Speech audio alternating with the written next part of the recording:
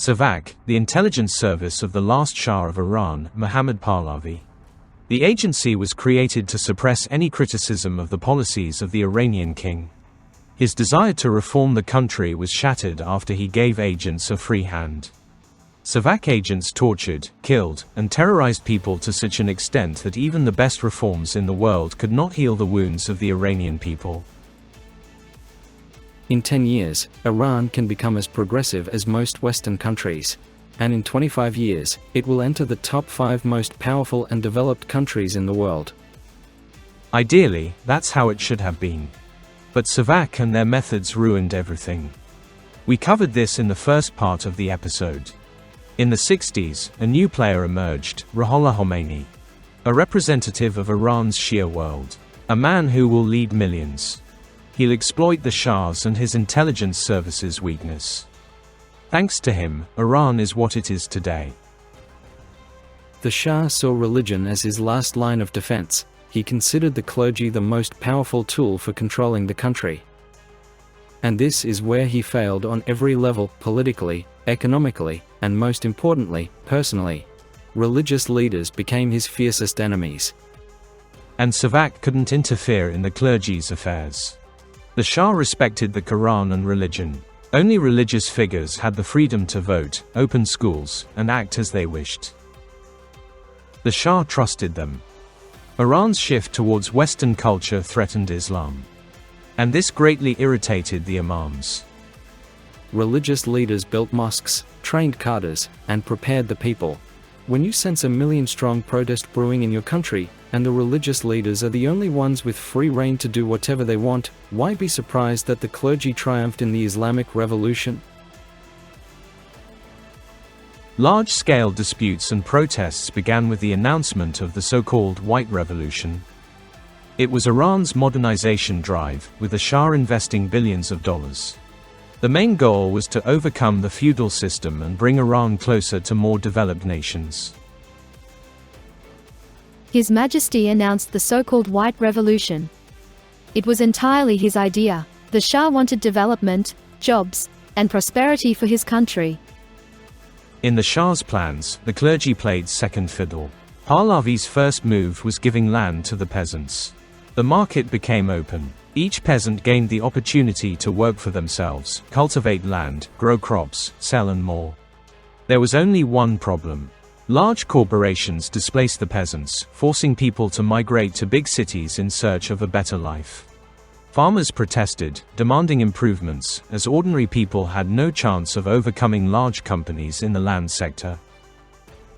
And SAVAK agents stepped in, capturing the discontented and burying them outside the city. If clashes did occur, agents tried to keep them out of the public eye. Everything happening on the outskirts stayed there.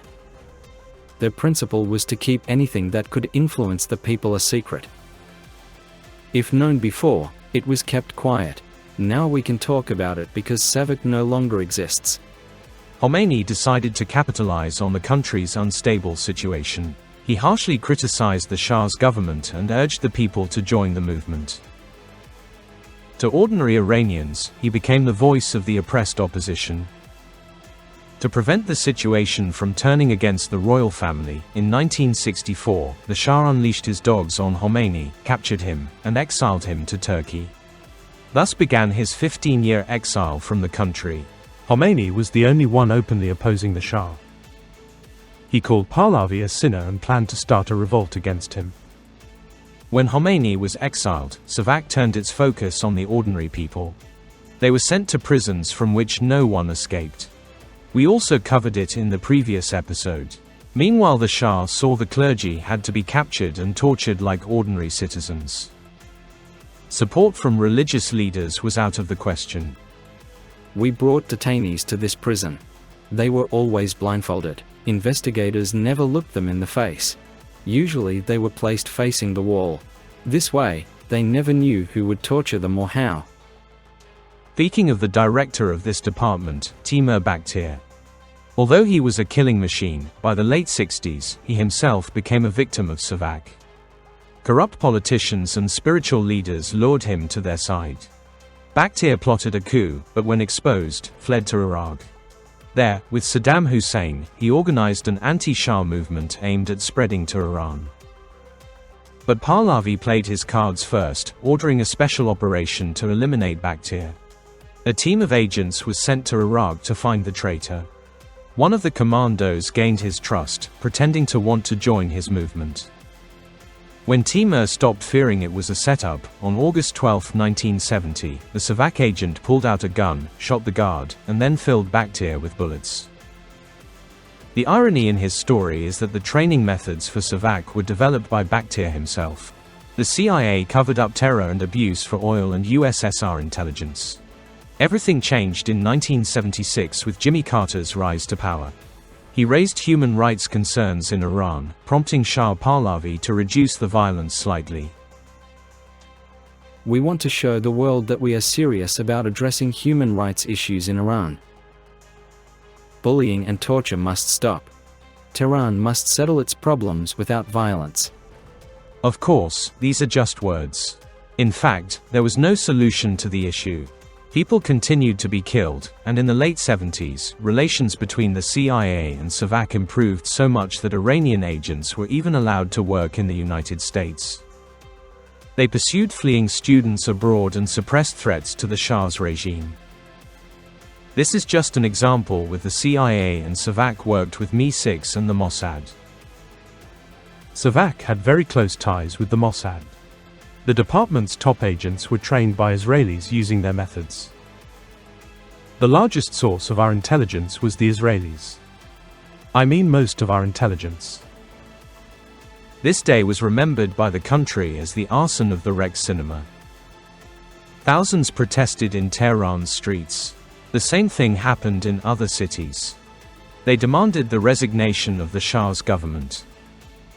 Khomeini also took an active part in this from abroad. Entire detachments of the army and SAVAK units were sent to disperse rallies. About 500 protesters hid in the Rex cinema in Abadan to escape agents. The agents set fire to the building to lure them out. But no one could get out of there. There are multiple versions. Opponents claim Shah ordered the cinema burning. Pahlavi claimed religious figures did this to undermine the king's societal position. Although they blamed the army for all this, without evidence, of course, they could not find the real culprits, or did not want to. The point of no return in this whole struggle was September 8, 1978. Or Black Friday. Tens of thousands of people protested in Iran's largest cities.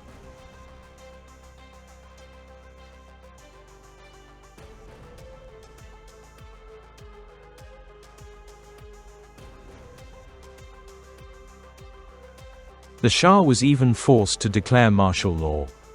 Armored personnel carriers, tanks and even helicopters were sent to disperse civilians. SAVAK was engaged in coordination. Reports indicate that between 115,000 people died. This might not have happened without SAVAK. The protest could be settled by going to a dialogue.